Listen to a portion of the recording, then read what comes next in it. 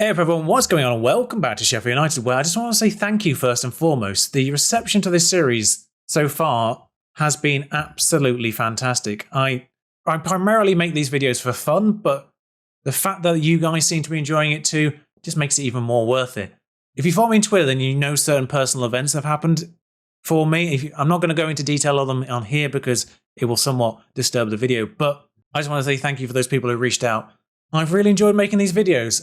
I've got to say, I've really enjoyed this Sheffield United series. And the fact that certain videos in this series have actually outperformed the previous ones in the series is absolutely phenomenal. I've never seen that before, except for like the random occasional ones which just come out of nowhere. But the fact that consistently the videos have been performing really well, and some of them have been even overperforming the previous ones. Mind-blowing. But what's also mind-blowing is the fact that we didn't beat West Bromwich Albion. Do we still call it being FM'd, or do we now call it being XG'd? I don't know, but either way, we were that. We should have scored 2 goals, we scored none. They admittedly got the goal they should have got, but disappointing. Liverpool now, FA Cup quarter-final. The Man United match has moved, which I think is actually kind of helpful, because it does mean we probably will do the Man City and Man United matches next time round. I'm debating on whether or not to just do this Liverpool one by itself. I think depending on how the match plays out, I might sneak in the Crystal Palace match afterwards, I don't know yet. In terms of general news, the youth intake has come through and it's a bit rubbish. There's one player who might be decent, but by the time he's of any quality, I suspect we will have outmatched his potential at that stage, so never mind. But just in case, there's Trevor Harris. He's brave, he works hard, he can jump a bit. Determination's on the low side, so I'm not even certain he's going to be that good. I was told not to expect much, and, well, I got what I was expecting, basically. Also, I did slightly misspeak last time round because Benoit Badiashile only has 3 Premier League man of the matches. Still a little way for him to break the top end of this, though he only needs 1 more to become joint 6th, which is absolutely stupid for a player that only joined us halfway through the season. That being said, Steve Cook joined Fulham halfway through the season, I feel like, so the fact he's had 3 player of the matches as well is absolutely bizarre. I'll be honest, that's even weirder than Benoit's. We are at home against Liverpool. I have simplified the instructions in general, but the lineup for this one, just because it is an important match, Ramsdale will be in goal, Stevens on the left, Badiashile and Favreau in the middle, Bogle on the right, Bergen, Gagliardini, Brewster, McBurney and Montiel, and then Mousset up top. It's what I regard to be my best 11. And yeah, we will stay positive. I just like consistency with the opening mentality. I just like to be positive at the start, and then if things go horribly wrong, we can adjust. Somehow they're concerned about a lack of tactical familiarity. Did taking that many instructions out really make them unfamiliar? So stupid. So apart from the goalkeeper and Origi up front, which may not even be a rotation, it might be Firmino being injured because he's not even on the bench. The Ox and Keita, probably not their first choices there. Henderson nowhere to be seen, but does appear to be first choice backline, and Mane and Salah still there, so plenty to be worried about. So one of my favourite things is the fact that if you win a game and then draw a bunch, everything's really positive about your form. But as soon as you lose the game and you've drawn a bunch, it's a terrible run of form. It's so stupid. I'm going to tell them our faith, assistant deal with that, and away we go against Liverpool at Bramall Lane. We did get a point from them in the league at Anfield, so I'm not feeling horrible about this. Stevens already booked, that's worrying. And we are getting a highlight. Salah puts that one in, gets it back, and just walks through the defence. Ramsdale does hold on to the ball. I feel like I've zoomed out again. I have. I keep forgetting to zoom it back in again. When I'm editing these videos, I'm like, this feels really zoomed out. Great block there, but Trent keeps the ball.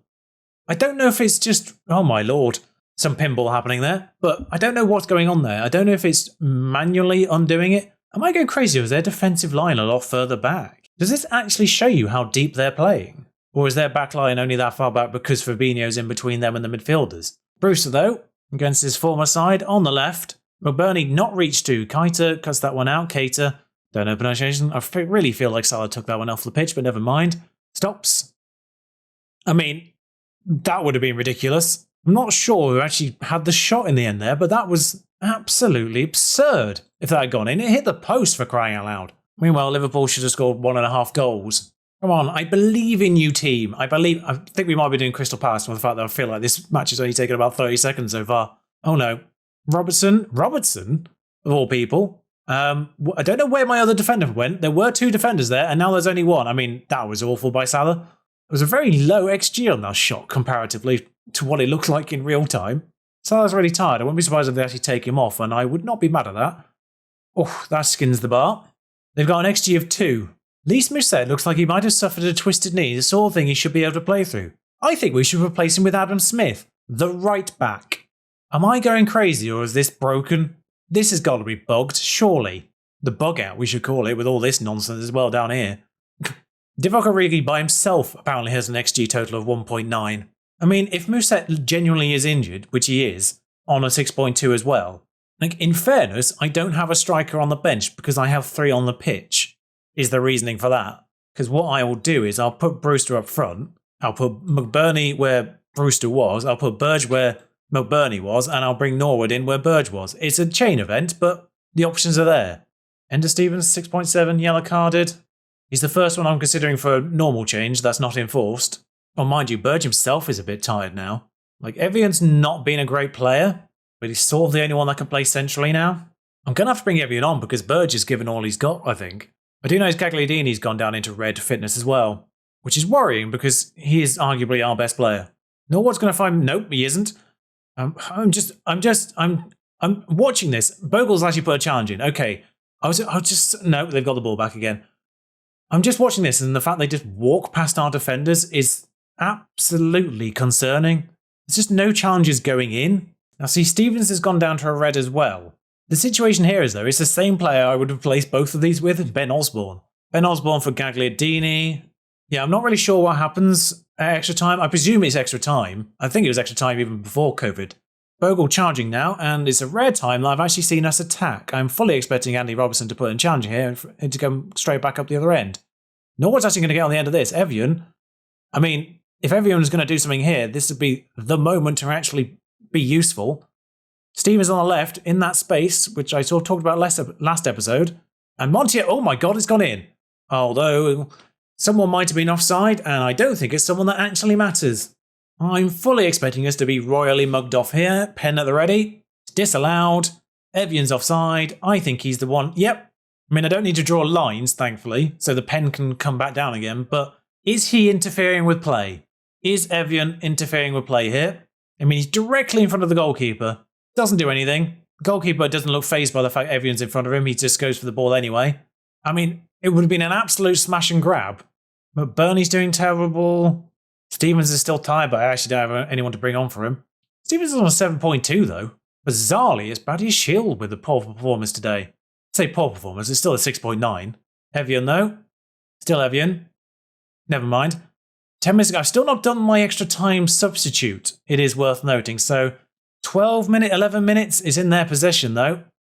Am I going to regret not changing a defender? Bogle's got the ball. Montiel will find Osborne, and we actually are breaking quite nicely here. Whoever's on his left there, that's Evian, is onside, and he has scored. I feel like I should be more excited by this, but it's not gone back to the. It's not focused on the ref. I think we're all good here. Osborne plays it on. Yeah, I mean, I think Brewster might have been just offside. He might have drifted on, but Evian was absolutely fine. And for his 4th goal of the season, Haakon Evian has done something positive. I love the fact about half an hour in game, I said, now's the moment for you to actually do something useful, Haakon, and well, he has. He's done something useful now. But Bernie's on a 6.3. I have no one to bring on for him. Or tell a lie, Adam Smith can actually play both sides, I've just realised. But I think realistically, the play would be bring Basham on and move Ben Osborne to left back. 9 minutes to go. Brewster, saw a B, presumed it was Badia Shield. Stevens, if we make this, Brewster, mate, I have no idea what just happened there. Brewster had so much time just to have a proper shot in. I love the fact I just brought Stevens off, who was booked, and Ben Osborne, who I moved into his position, immediately got booked. So I'm starting to feel like I might have just got away with a red card there. Oh, beautiful challenge, and Evian's actually going to charge forward. I mean, the switch, if he can find it, is fantastic right now. McBurney's going to take over the ball. Is McBurney going to get past Virgil van Dijk here? No, he decides to go back and give it to them instead. He panicked. He absolutely panicked. Origi is going to round the defender, obviously. Badia Shield, what's he done? What's he done that for? He was pushed wide. I mean, in terms of the animation, it did look like Origi died there. But I'm presuming that's just the animation, and it is, as they've got a penalty. And it goes in. Salah must be actually dead on his feet at this point. Montiel doesn't look much better, got to be said. Badia Shield, say, McBurney as well. A lot of them looking absolutely exhausted out there, according to the Hearts. And now it's gone to extra time. I don't think we'll do the Crystal Palace match, but not a lot I can do about this, just other than watch it finish 1-1. They should have scored 4 goals. We've given ourselves a shout. Anyway, why is Vavro first choice? 15 penalties on Vavro. He's calm. Okay, we'll let him take the first one. I think we'll go Brewster McBurney.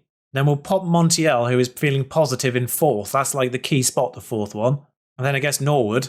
And I'll make sure Badia Shields on the next one, because he's feeling positive too. So just make sure that's there, just in case he does get to the 6th one. So, penalties. Mo Salah with the first one. Just scored one about 5 minutes ago in game. Is he going to score again? Yes, he goes the other way, but Ramsdale reads it, but it still goes under him. Vavro, the central defender, has 15 penalty taking. Who is he? Sergio Ramos? Great penalty, though. I'm not going to argue with that one. Origi, who apparently should have scored at least 2 goals in the actual match, puts that one away. Brewster, the score against a keeper he probably trained against many, many a time. He does. Sent him the wrong way. The Ox now. Nice little rhythm to these penalties. Straight in. Ollie McBurney, who had an absolutely awful game, all things considered. Really wish I put Anthony Gordon on the bench now. Puts that one away, thankfully. I opted to put a backup keeper on the bench just in case, because it's a cup game, over, Anthony Gordon, for instance. Shaqiri puts his away. Must have come off of Mane later on. I think I did mentally register the fact that Shaqiri was on the pitch, but still surprised me when he stepped up there.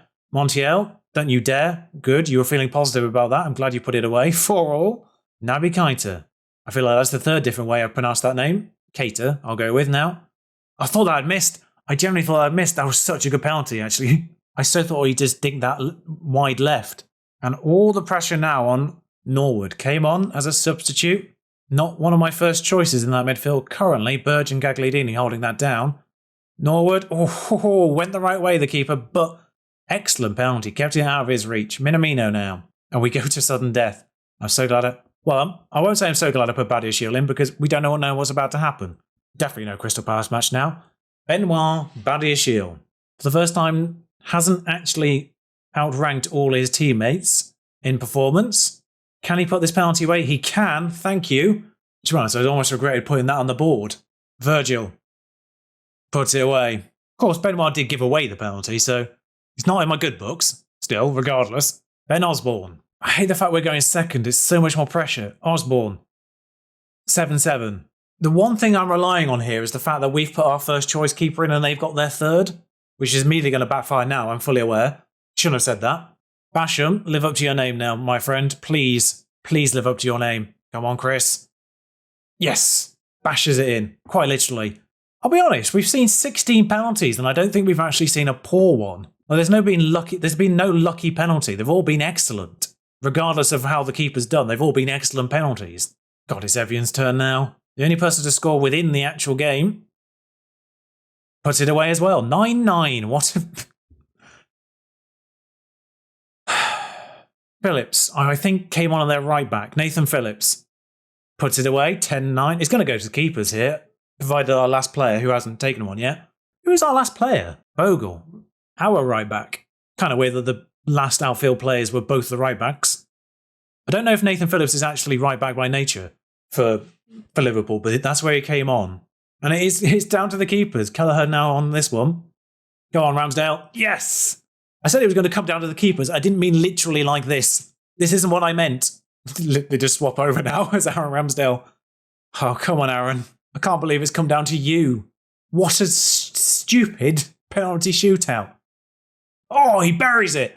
11 penalties scored in a row. I feel like in the 90 minutes, in the actual game, penalties are so hard to score, seemingly. But when it comes to a penalty shootout, it's the absolute opposite. And considering we did have a goal possibly wrongly ruled out for offside in the 88th minute, perhaps it's the right result, despite the XG, which is 4 goals to Liverpool.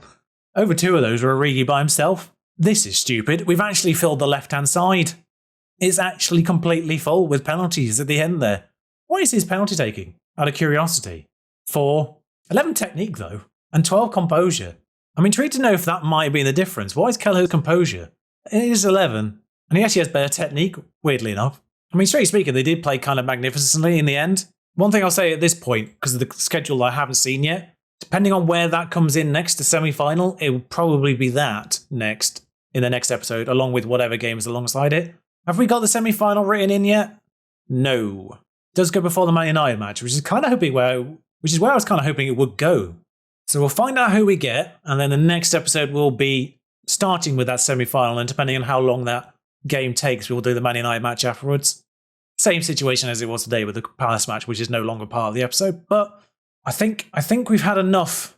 I think I've had enough. Semi-final draw is tomorrow, as Leeds beat Fleetwood, who got to the quarterfinals. I think our neighbours had a somewhat easier run. Oh, Buddy Shield can't take the next one. That's a bit awkward. Although John Egan should be back. How did we get away with that? I mean, Aaron Ramsdale's how we got away with that. 14 shots, he's put in one of those performances that normally happens against us. So West Ham, Fulham, Man City and Brentford remain, which means Man City is probably going to be our semi-final opponent because they're the match directly preceding it, and that's how this game works. How many times, be honest, how many times have you played a game in the Premier League with the exact same team that you've drawn in the Cup directly afterwards? How many times has that happened to you? Oh good, Jack Rodwell's returned to training. What a boost that is. Fulham progressed on penalties and Man City beat Brentford somewhat more expectedly. Just want a quick note on the finances, by the way. Looking quite good. And that's without the end of season money. So it says the minimum budget next year is 27 million. I am expecting a significant amount more than that. Although with our Premier League form, I am somewhat worried we are imitating the actual Sheffield United from last year. We had a ridiculously good start. And then, well, it was actually post coming back after the lockdown where they just fell off and didn't end up anywhere near the Europe spaces in the end. But yeah, so I'm slightly concerned we are imitating that. I'm pretty certain the draw's today, even though it's vanished from here. There we are. Man City drawn first. We'll be next. Oh, Leeds. Jack Harrison won't be able to play that one then, which means we get Fulham. And these are all done at Wembley, aren't they? So no home advantage regardless. Is that the best result? Avoiding the... that might be actually the best result, avoiding the Yorkshire derby and the Man City. Don't know why I just called Man City like an old person referring to Google. Have you been on the Google? No. Fulham, 9th. Like, they're having a good season. Leeds might be bottom, but there's a little bit more fire to that match. So yeah, I think we'll open with that. And if it wraps up within the 90 minutes, we'll probably do the Man United match as well. I'm going to go have a lie down. Until then, ta-ra.